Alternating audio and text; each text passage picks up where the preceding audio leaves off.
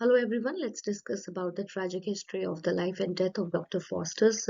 We can see author Christopher Marlowe, and the subtitle says A Study in Hubris, Damnation and the Faustian Bargain.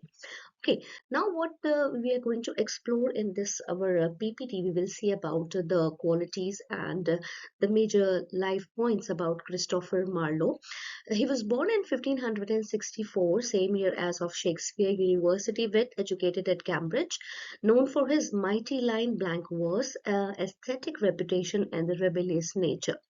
जहाँ तक हमें लगता है कि जिस तरीके से हम क्रिस्टोफर मार्लो के बारे में जानते हैं और हम समझ रहे हैं, तो माइटी लाइन का मतलब है ब्लैंक वर्स। उन्होंने इसको जो है डिस्कवर किया और उसमें लिखने की कोशिश करी। एस्थेटिक रेपुटेशन और उनका जो नेचर था वो बहुत ही रिबेलियस था। Acceptance is not easily for Christopher Marlowe. He wanted to go for something more in detail. So he was a contemporary, arguably a great rival to Shakespeare, क्योंकि दोनों की जो अप्रोचेस थी वो बहुत ज़्यादा डिफरेंट थी। शेक्सपियर के अंदर उन्होंने कॉमेडी, ट्रेजेडी, हर तरीके की स्ट्रीम पर काम किया, लेकिन क्रिस्टोफर मार्लो जो था, उनका जो एक देखने का जो तरीका था, एक समझने का जो तरीका था लिटरेचर को, वो ये था कि क्यों ना किसी भी चीज़ को दो कॉन्सिक्वेंसेस के हिसाब से देखा जाए, एक पॉजिटिव और एक negative.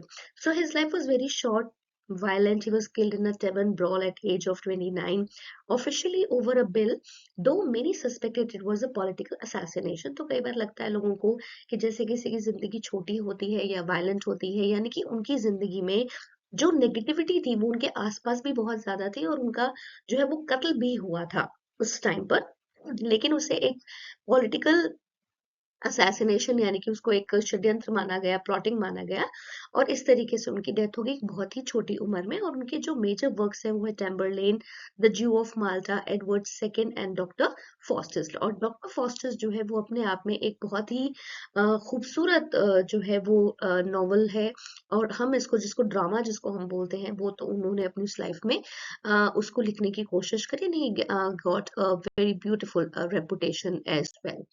So the context is where Renaissance versus medieval period. यहाँ पर दो periods के बारे में बात हो रही है, Renaissance period और medieval period के बारे में. So Dr. Faustus is a play caught between the two worlds. Dr. Faustus का जो major एक play है वो define करता है दो अलग-अलग संसारों को, the medieval world, God centred universe, medieval world उन्होंने जो लिखा कि जहां पर थियोलॉजी के बारे में ज्यादा बात होती है कि भगवान ने इस संसार को जो है वो बनाया है. स्ट्रिक्ट हायरार्की जो है वो क्या है कि ऊपर से नीचे तक की जो अथॉरिटी होती है वो कैसे काम करती है. ओके, वहां पर थियोलॉजी में मिडिवल पीरियड में जो हमारा मेन फोकस था वो विश्वास पर था, पाप है, पुण्य है, आफ्टर लाइफ के बारे में वो ज्यादा बात करते हैं. नॉलेज क्योंकि फाइनाइट होती है और रिवील्ड बाय गॉड क्योंकि भगवान ने बनाया है, तो भगवान को ही दुनिया के रहस्यों के बारे में भी पता है कि किस तरीके से जो है वो मिडिवल पीरियड में भगवान का जो एक विश्वास था वो बहुत ज्यादा मजबूत था. But when it came to the Renaissance world, ठीक है, जब हम देखते हैं रेनेसा वर्ल्ड की जब अप्रोच आई, so it was human centred universe. Humanism के बारे में हम लोग बात कर रहे थे. We were focusing on individual potentials, ठीक है, कि एक इंसान की ताकत कितनी होती है, एम्बिशंस, हमारा विश्वास क्या है, हमारी इच्छाएं क्या हैं, what are the worldly powers of us. So knowledge is infinite क्योंकि नॉलेज जो है वो अनंत है, to be conquered by man, और आदमी ने हर उस चीज को अचीव किया है. तो रेनेसा वर्ल्ड में ह्यूमनिज्म की जो एक अप्रोच थी that was very much high. So doctor Faustus himself is the ultimate Renaissance man. ठीक है, यहाँ पर जो डॉक्टर फॉस्टस अपने आप को दिखाते हैं वो है that is the Renaissance man, कि आज का मैं व्यक्ति हूँ who is pushing him beyond the boundaries of the medieval world, जो भगवान की अप्रोच से भी ज्यादा आगे बढ़ने की कोशिश करता है. So this was the difference between the Renaissance period and the medieval period. So the protagonist मतलब जिसके बारे में हम बात करते हैं, जो प्ले का मुख्य कलाकार है, doctor Faustus. Okay, so he was a brilliant scholar from Wittenberg, Germany. He has mastered all forms of human knowledge. उसने सभी चीजों को पढ़ा था, logic, reasoning, medicine, law and his favourite divinity, की भगवान जो है और संसार जो है और जो यूनिवर्स है वो क्या है, वो अनंत है. Okay, so he is consumed by hubris, और वो बहुत ज्यादा उसके अंदर ह्यूब्रिस एक जो है वो क्वालिटी थी. क्वालिटी का मतलब क्या होता है, ओवर एक्सेसिव प्राइड, आप अपने आप में बहुत ज्यादा गर्व महसूस करते हैं, एंड इंटेलेक्चुअल एरोगेंस, और आप हर चीज में जो है वो जिद्दी हो जाते हैं. ठीक है, तो डॉक्टर फॉस्टस का जो किरदार था वो भी कुछ ऐसा ही था. तो he was bored with human limitations.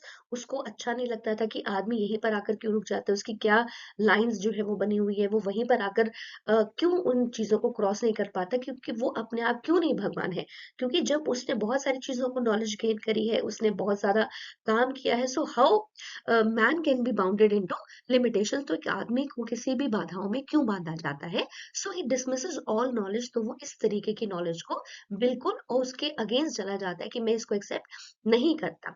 Medicine में जब वो कहता है तो वो कहता है couldst thou make men to live eternity. ऐसा क्यों नहीं होता कि कोई ऐसी दवाई बन जाए जहां पर आदमी जो है वो कभी मरे ही ना। ओके, लॉ के हिसाब से उसका क्वेश्चन बदल जाता है। अ पेटी केस ऑफ पैल्ट्री गेन्स। हम छोटे छोटे गेन्स, हम छोटी छोटी प्रॉफिट्स के पीछे क्यों भागते हैं। डिविनिटी व्हाट विल बी, क्या होगा।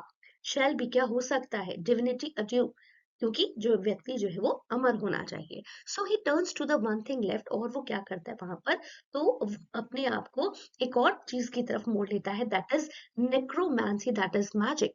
यानी कि वो जादू मंत्रों का, तंत्रों का सहारा लेना शुरू कर देता है। Next is the Faustian bargain. Faustian bargain क्या है, this is the central conflict of the play. आपको समझना पड़ेगा कि नाटक जो है वो इसी चीज पर आधारित है।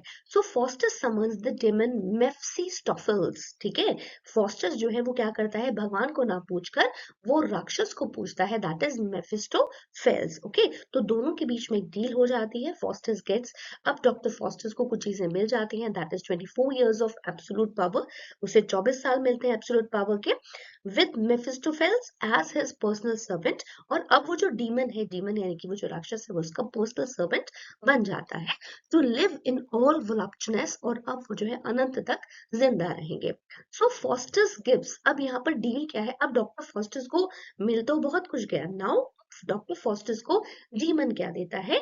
डीमन कहता है कि अब मुझे आपकी जो है वो हमेशा की जो आत्मा है वो आपने लूसीफर को देनी है। ठीक है, दैट इज द गॉड, की गॉड ऑफ demons. ओके, तो लूसीफर को आप अपनी आत्मा बेच रहे हैं, that is the contract between Mephistopheles and doctor Faustus. So this contract is something, it must be sign in his own blood.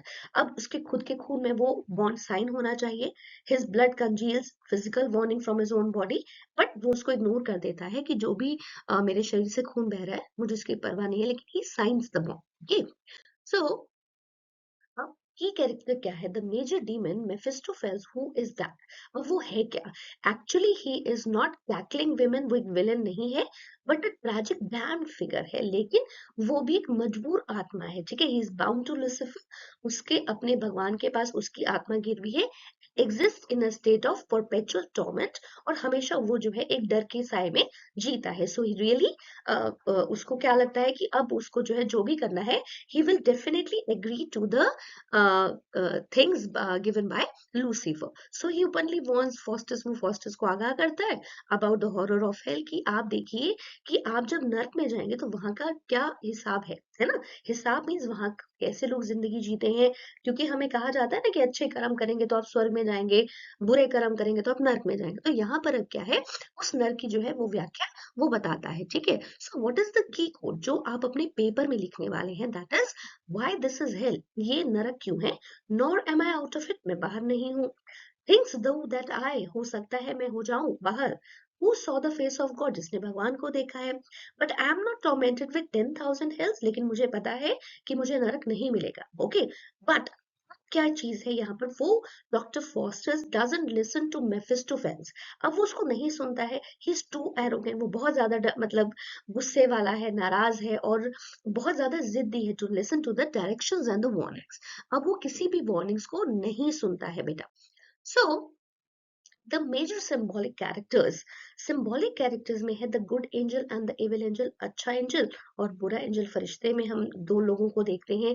These are externalisations of Faustus own conscience. अब ये सारी ही चीजें जो है वो डॉक्टर फॉस्टर्स की imagination है, आत्मा से निकलती हैं, कि वो देखता है कि संसार, the world is divided in two worlds, है ना, the good one and the bad one. So they represent the central struggle between the repentance. अब यहाँ पर एक कॉन्फ्लिक्ट होता है दोनों के बीच बीच में एक संघर्ष है, क्या है मिडिवल फेथ का कि भगवान में विश्वास किया जाए या एम्बिशंस में विश्वास किया जाए, that is the renaissance pride, है ना। अगर मैं सोचती हूँ कि मुझे पता है कि भगवान ही सर्वत्र है, तो मैं कहूंगी that is a medieval faith, ये मेरा मिडिवल फेथ है कि भगवान सर्वत्र है।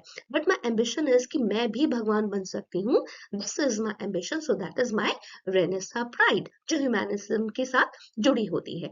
सो द ओल्ड मैन, यहाँ पर जो नेक्स्ट कैरेक्टर है that appears near the end is final, जब आपका ये प्ले खत्म होता है, डेस्परेट प्ली, और अब वो बहुत ज्यादा कोशिश करता है कि फॉस्टस अपनी बात पर क्या करे, पश्चाताप करे, रिपेंट करे।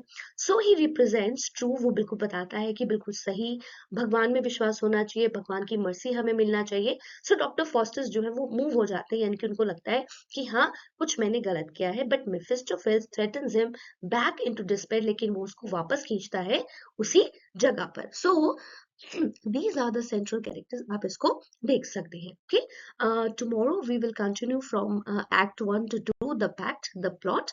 So that's all for today. So if you like my channel, please do subscribe. Literature, keep it simple by Dr. Pallavi. Thank you so much.